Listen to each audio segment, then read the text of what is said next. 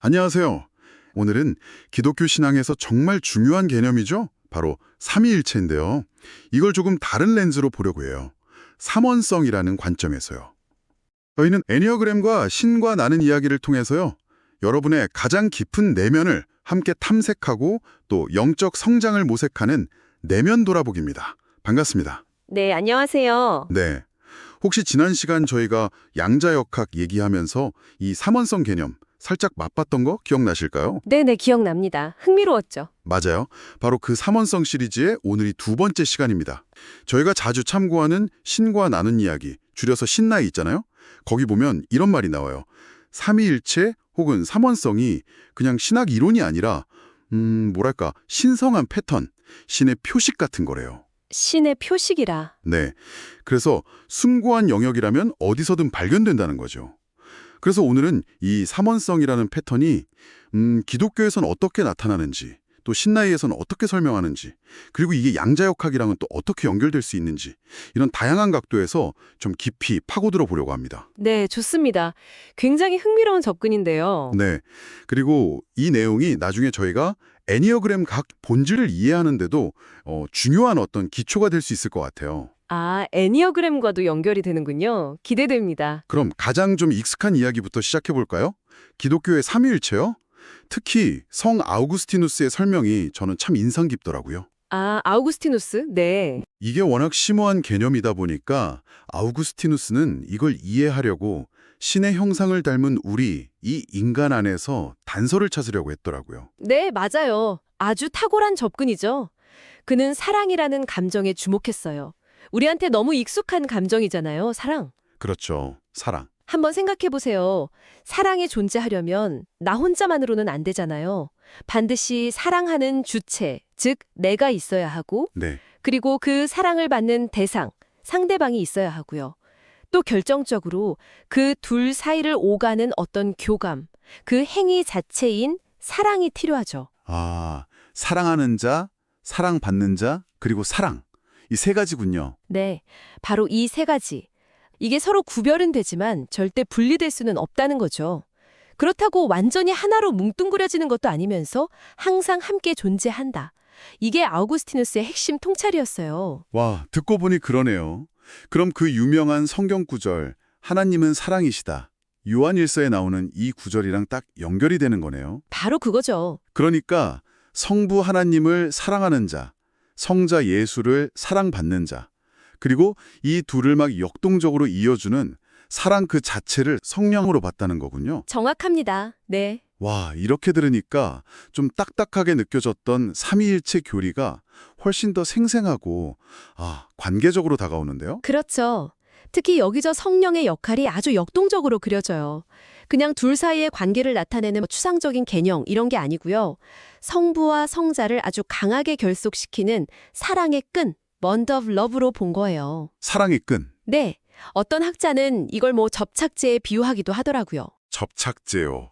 하하하, 재밌네요. 그만큼 강력하다는 거죠.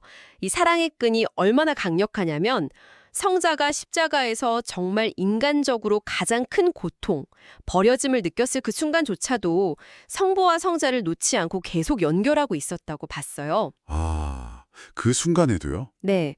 그리고 이 성령의 역할이 거기서 끝나는 게 아니에요. 하나님과 우리 인간, 즉 교회를 연결하고요. 더 나아가서는 교회 공동체 안에 있는 서로 다른 우리들, 형제 자매들을 사랑 안에서 하나로 묶어주는 역할까지 한다고 본 거죠. 그렇군요.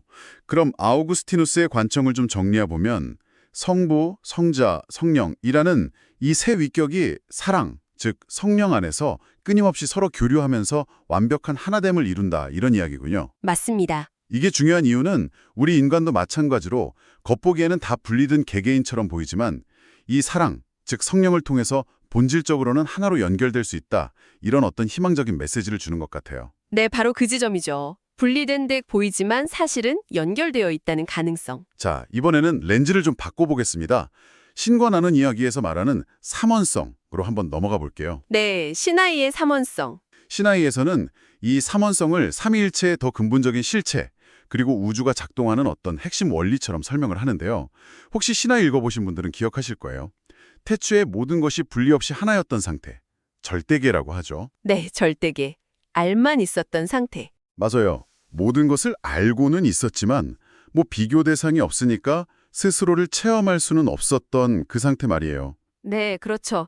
체험에 대한 갈망. 그게 중요했죠. 바로 그 체험에 대한 깊은 갈망 때문에 절대계가 스스로를 나누어서 상대계, 즉 우리가 경험하는 이 현실 세계를 창조했다고 하잖아요. 네, 자신을 나누는 거죠. 자신을 이것과 저것으로 나누는 순간 필연적으로 이원석이 생겨나죠. 크다 작다, 밝다 어둡다, 좋다 나쁘다.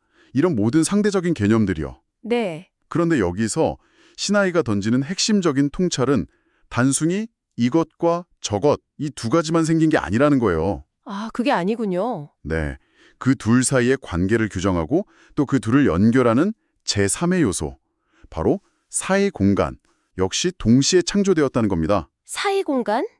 아, 그 제3의 요소. 네, 바로 이 세 가지, 이것, 저것, 그리고 그 사이 공간이야말로 삼원성의 기본 구조라는 거죠. 흥미롭네요. 이것, 저것, 그리고 그 사이. 신하이에서도 삼위일체를 이야기하긴 해요. 근데 아우구스티누스랑은 표현 방식이 사뭇 다르더라고요. 그렇죠. 좀 더 철학적이랄까, 우주론적이랄까요. 맞아요. 성부를 모든 것의 근원적인 암, 노잉, 성자를 그 암을 현실에서 구현하는 체험, experiencing, 그리고 성신을 암과 체험이 완전히 통합된 상태인 존재, being으로 설명하더군요. 알, 체험, 존재. 네, 암만으로는 부족하고 반드시 체험을 거쳐야만 진정한 존재에 이를 수 있다. 약간 이런 과정처럼 느껴지기도 하고요. 이걸 또 부모-자식 관계로 비유하기도 하죠. 생기게 하는 것, 생긴 것, 존재하는 것. 이런 식으로요. 네. 그게 바로 신나이가 말하는 삼중의 실체인 거죠. 그리고 이것이야말로 신의 표식이자 우주 어디에나 쓰여 있는 신성한 패턴이라고 강조하고요. 신성한 패턴. 네. 그런데 재미있는 점은 이 삼원성 패턴이 과거, 현재, 미래 또는 초의식, 의식, 잠재의식처럼 서로 깊이 연결된 미묘한 관계 속에서는 분명하게 드러난다는 거예요. 아, 미묘한 관계 속에서요? 네.